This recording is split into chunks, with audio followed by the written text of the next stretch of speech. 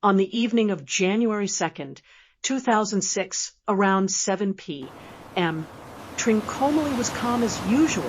Students who had returned home for the New Year holidays were preparing to head back to university that night.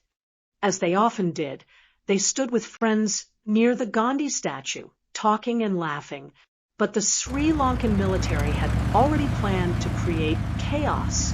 It was common for young people to gather there in the evenings, and the military had decided to target them. They needed an excuse, a reason to attack. Their plan was to launch a grenade attack, kill the students, and later claim they were members of the Tigers. The grenade was thrown, but none of the students died. Moments later, Sri Lanka's Special Task Force arrived, assaulting the injured students. Stay down and don't move! A military officer in a gray Jeep soon reached the scene. At that same moment, the father of one student, a doctor, rushed toward the location, only to be stopped at a military checkpoint. He pleaded to be allowed through, saying he was looking for his son, but the soldiers refused. They said orders had been given. No one was to be allowed inside. Then gunshots rang out. The gray Jeep drove away. The students had been shot in the head and killed. Two others, already injured and unconscious from the grenade blast, survived.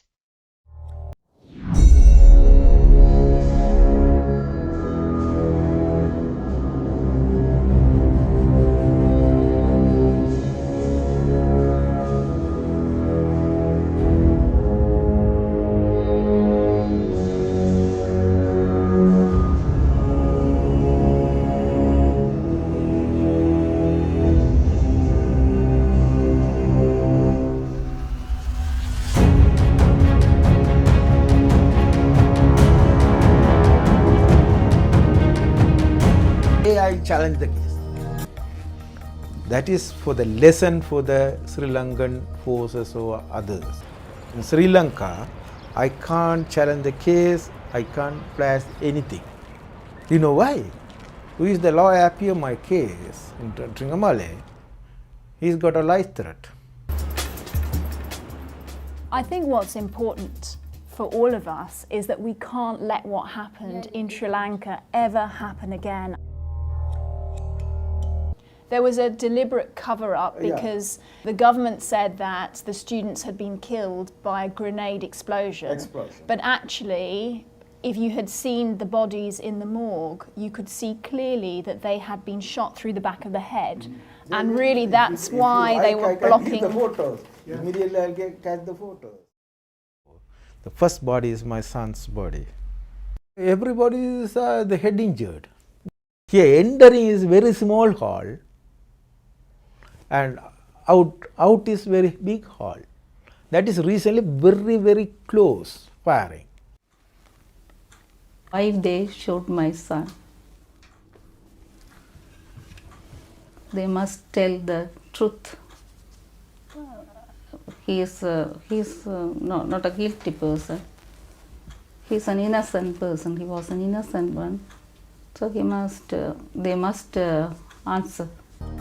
The UN's made plenty of promises that it will support victims' families in Sri Lanka, but it's time for them to actually deliver on those promises, and they can act. The Secretary General can actually set up a commission of inquiry. It's a question of political will. Trinco 5 students murder. Now I ask him to UN and Honorable General Secretary also. Now more than 55,000 partisans are here.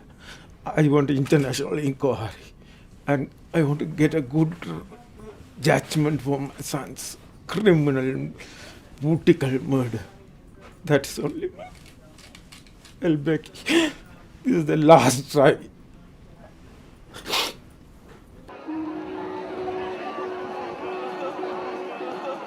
In funeral time, every community, a lot of crowd, every community comes to our place and they are joined to the last, give a last respect to my son.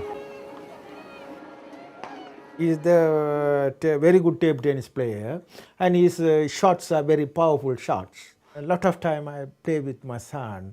I'm losing. Really, I'm losing. I'm happy. Now I'm happy. My son won me. The UN said they would take this action very seriously. But, you know, I've been working on this issue and working with victims' families like Dr. Manoharan for a very long time. And I'm tired of the UN just making promises and not acting. We believe that that report will be very strong.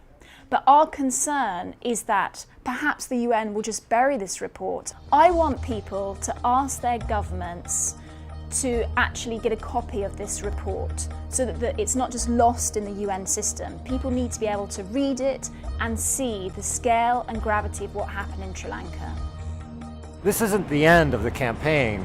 The end is when the victims and their families have received justice. This is the next step.